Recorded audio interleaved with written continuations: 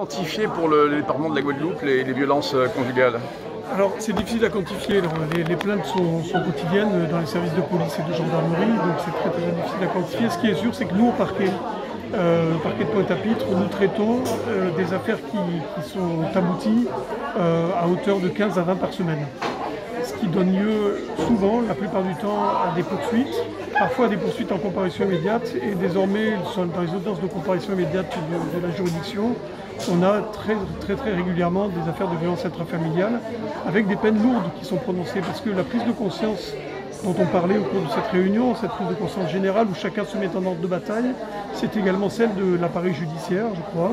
Je pense que grâce à la qualité des enquêtes, à la meilleure qualité des enquêtes, les parquets sont en mesure de mieux poursuivre ces affaires. Et lorsque ces affaires sont mieux poursuivies, avec des procédures solides, eh bien on a des condamnations de la part des tribunaux qui sont beaucoup plus conséquentes. Vous voulez prévenir la récidive? C'est le travail du procureur de prévenir la récidive. C'est le travail quotidien du procureur de faire en sorte que les auteurs d'infractions ne les renouvellent pas à l'avenir. Et quelle que soit la matière que l'on traite, c'est notre travail de prévenir la récidive. Donc ce nouvel outil est très important pour vous? Oui, c'est un outil, c'est une structure qui est concrète. On crée du réel, là. On crée quelque chose de concret.